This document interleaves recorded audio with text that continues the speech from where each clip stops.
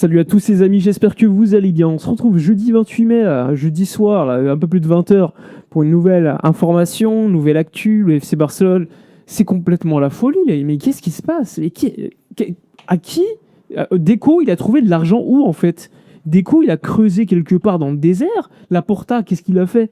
Laporta, il arrête de manger. Je sais pas ce qui se passe. Qu'est-ce qui se passe, les gars? Toutes les heures, il y a des informations, il y a des nouveaux joueurs qu'on piste. Mais qu'est-ce que c'est que ce bordel? Le Barça, en 2 jours, a plus fait qu'en 4 ans, les gars. C'est pas possible. Depuis 2022, on n'a jamais vu ça. Et encore, là, en 24 heures, 48 heures, mais c'est parti dans tous les sens. On est excité, évidemment. Tout à l'heure, là, je sors d'un petit live avec vous qui a duré un peu plus d'1 heure et demie. C'était la folie. On a bien rigolé. J'ai pas fait exprès à un moment donné. Il y a un petit DM de journaliste qui est sorti. Bref, c'était la folie. Je tiens à vous remercier particulièrement. Je donne les informations en avance sur le canal de Discord pour tous ceux qui me suivent. C'est en description de vidéo. C'est pour tous les souscripteurs sur Twitch, mais également sur Twitter. N'hésitez pas. Les informations sont là-bas. N'hésitez pas à liker, à booster la vidéo. Là, on va y aller. Il y a beaucoup de choses à traiter là. Alors, déjà, je le rappelle, aujourd'hui, donc Anthony Gordon a passé la visite médicale avec le FC Barcelone. Visite médicale, il a été supervisé par Ricard Pruna, qui est le docteur du FC Barcelone, le plus connu. Donc ça s'est bien passé, visite médicale qui a été réussie. Ce soir, en ce moment même, probablement, ils sont déjà en train de vérifier les contrats et signer, évidemment. Donc les avocats, les agents, le club, tout est en train d'être ficelé en ce moment même. Et ensuite, l'officialisation pour le dossier Anthony Gordon pourrait tomber à tout moment, même si je pense que ça tombera soit vendredi, demain, soit samedi. Donc restez à l'affût pour Anthony Gordon pour 70 millions d'euros plus 10 millions d'euros de bonus. Il y a donc eu, je vous l'ai dit, la visite d'Anthony Gordon à Barcelone tout à l'heure, aux alentours de 15h. Il a passé la visite médicale, les contrats sont en train d'être signés. Il y a eu la folie, Julián Álvarez, je vous renvoie à ma vidéo de midi, là, complètement dingue. Accord trouvé avec le joueur hier soir lors d'une réunion que je vous ai un petit peu sorti hier sur Twitter à 1h du matin, bien sombre. Bref, c'était la folie là aussi. Donc le joueur veut venir, le Barça travaille pour le faire. Première offre qui va être de 100 millions d'euros pour le joueur. Alors là, je vous donne mon opinion. Je pense pas que l'Atlético accepte la première offre. La deuxième offre, quant à elle, j'ai plus de doutes. C'est pas impossible. Même si l'aspect Atlético, on nous dit c'est 150 millions d'euros minimum. Moi, je pense, c'est pas une information, c'est un avis, je pense que pour 120, il pourrait y aller. Marta Ramon, très proche de la Liga, et donc de la limite salariale, masse salariale, etc., elle s'y connaît super bien. Elle a sorti un article tout à l'heure, on était en live d'ailleurs, où elle explique que le Barça peut aller jusqu'à 120 millions d'euros pour notre ami Alvarez. Donc un Barça qui est plutôt confiant, notamment l'agent Fernando Hidalgo est très confiant concernant la faisabilité du transfert. Maintenant, comme je le dis souvent, c'est pas le Barça qui a la main, ça reste l'Atlético. Même si le joueur veut venir, ça reste l'Atlético qui peut dire on le garde, on le vend à quelqu'un d'autre, votre offre ne nous intéresse pas. Même si, perso, j'ai quand même beaucoup plus d'optimisme qu'il y a 2-3 semaines, je reste quand même, on va dire, sur la défensive assez prudent. Mais c'est quand même une bonne nouvelle. Mais qu'est-ce qui s'est passé un peu plus tard, dans la soirée?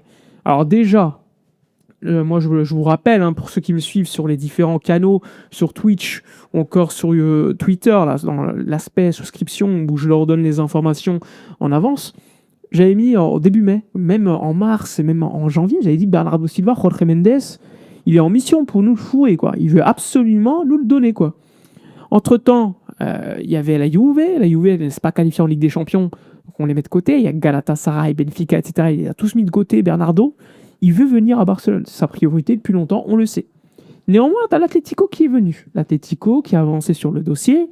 Et normalement, l'Atlético a dit à Bernardo Silva, à Jorge Mendes en l'occurrence, le lendemain du match, le dernier match de Bernardo à City, je crois que c'était samedi ou dimanche, le lendemain, il avait une réunion avec Mendes. Le jour-là, vous nous donnez une décision. On veut savoir s'il va venir ou pas.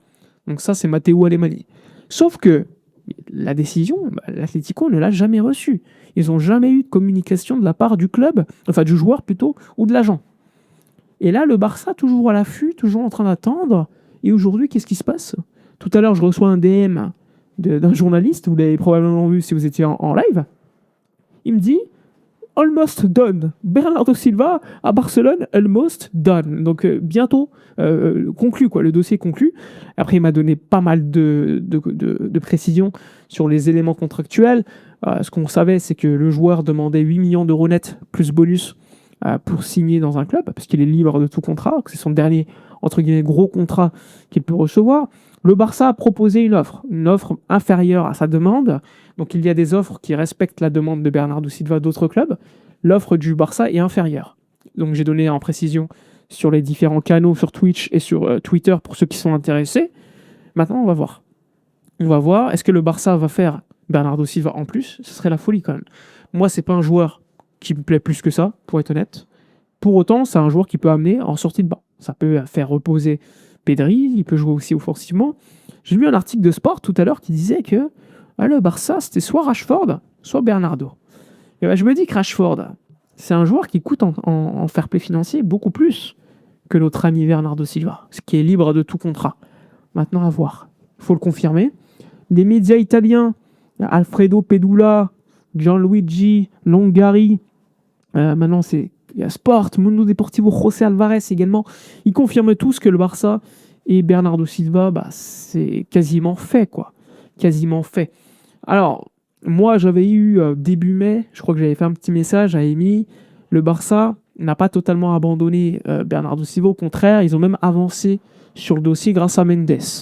Entre-temps, tu avais quand même le dossier Gordon, le dossier Alvarez. Moi, je me suis dit, mais non, c'est pas possible. C'est pas possible, quoi. Ils vont pas aller sur un autre joueur libre. Ça coûte de l'argent, un joueur libre, quand même. Hein. Tu dois payer un salaire et une prime à la signature.